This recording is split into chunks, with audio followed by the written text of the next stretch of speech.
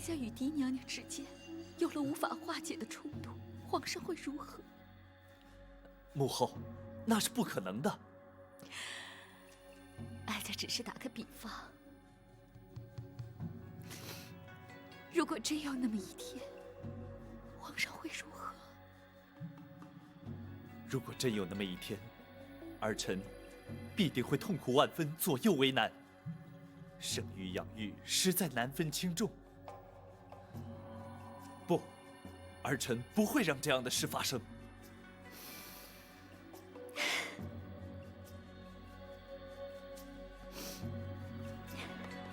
有皇上这句话，哀家心里也就舒坦多了，至少不会一个人在这儿胡思乱想。郭槐为什么不在宫中伺候母后？不提也罢。怎么？他还在开封府接受包大人的审讯呢。包拯怎么会留他到半夜？可曾派人去询问？没有用的，连哀家下旨要开封府放人，都被打了回来。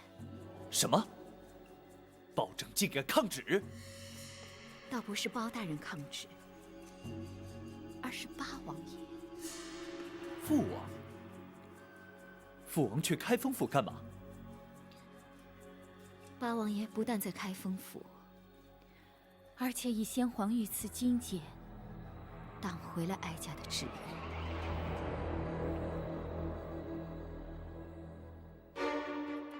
皇上派人前来下旨，要大人连夜进宫。果不其然，展护皇上只宣包大人一人进宫。回王爷，正是。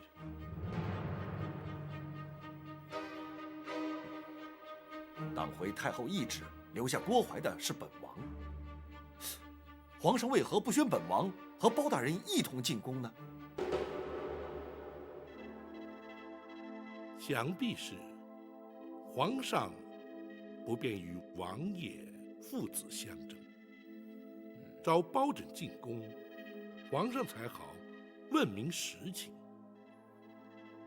王爷，包拯此去，会将此案实情禀奏皇上，不知王爷是否同意？也罢，是该到了让他明白真相的时候了。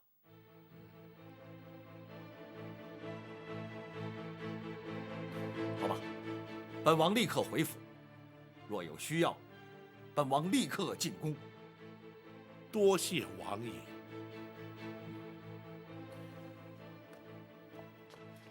什么？郭槐招供了？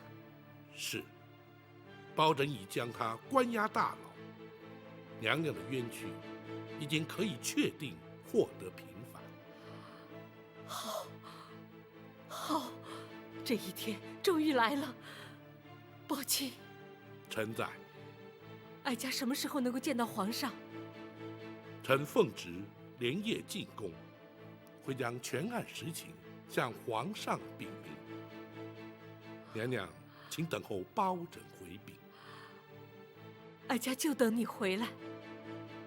娘娘今夜尚未诊治，请容学生为娘娘施针。好，好。来，娘娘小心。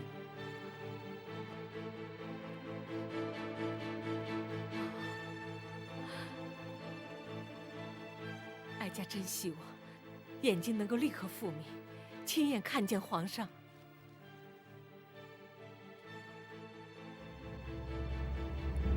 究竟是怎么回事？郭槐去开封府只是作证，你为何不让他回宫？回皇上，郭槐设计一桩重大阴谋，犯下重大刑案，臣乃是依法关押。岂有此理！无论他犯下何等重罪，太后遗旨既已下达开封府，你怎敢抗旨不遵，拒不放人？甚至还要父王请出先皇的御赐金简。皇上可知，八王爷从不干涉朝政，亦不曾插手任何案件。先皇御赐金简，更从未请出动用。朕当然知道，能让八王爷请出御赐金简，绝非一般刑案。更何况，此案还与八王爷自身有关。什么？与父王有关？郭槐所涉之案，关乎后宫争斗、皇室秘辛，故而八王爷必须出面，包拯不敢放人。竟有此事！郭槐供状在此，请皇上御览。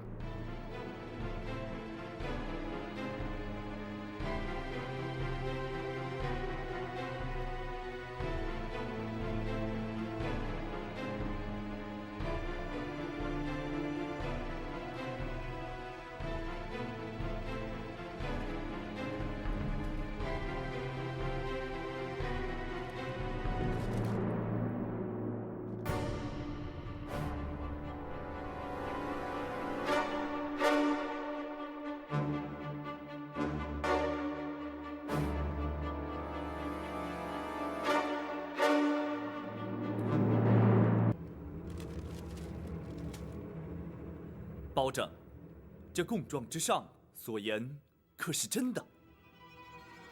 回皇上，千真万确。那郭槐所作所为，正与太后有关。臣敢请皇上屏退左右。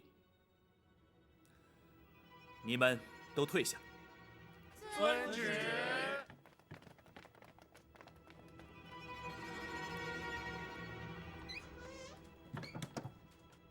你说，回皇上，当年狸猫换太子一案，太后便是主谋。放肆！你竟敢在朕面前污蔑太后！臣据实禀奏，绝无半句虚假。当年，太后与丽仪贵妃同怀龙种，先皇许诺，生下太子便册立为皇后，位出大位，太后方才出此下策。否则，那郭槐不过是一名太监阉人，又怎敢犯下如此大逆不道、惊天动地之案？那金华宫程昱寇诛，因此状注自尽了。正是。郭槐当堂画押，坦诚罪状，此案已成定案。然而，在这供状之中，并未提及寇诛他舍命救出的婴儿，下落何方啊？回皇上，寇诛将婴儿交给了陈琳陈公公，藏在宫盒之内，夹带出了后宫。然后呢？这难道那婴儿未能逃过此劫？不，婴儿安然无恙，被送进了南清宫八王爷府。什么？那如今婴儿安在？八王爷以皇子之名，将婴儿留在王府之内抚养。且慢，算起来那婴儿与朕同庚，朕只有长兄，并无幼弟，何来以皇子之名留在府中抚养之说？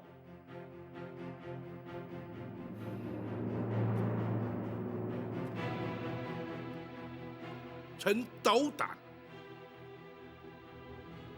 那历劫重生的婴儿，正是皇上。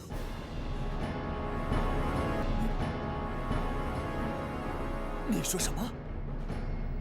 当年，八王妃狄娘娘也同时有孕在身，却不幸早产夭亡，而且未及呈报。八王爷深知此案兹事体大，为掩人耳目，才假称皇上是嫡娘娘所生。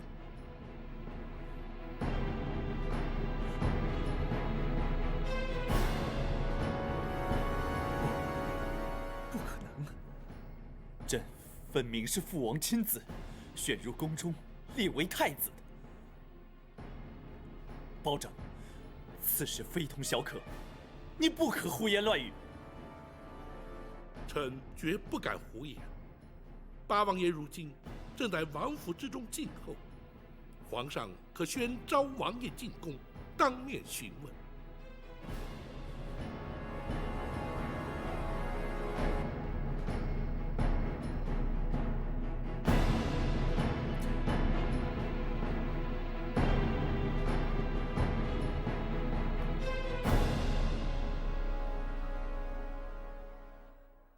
如此说来，朕幼年之时在冷宫遇见的那位娘娘，竟然是朕的生母。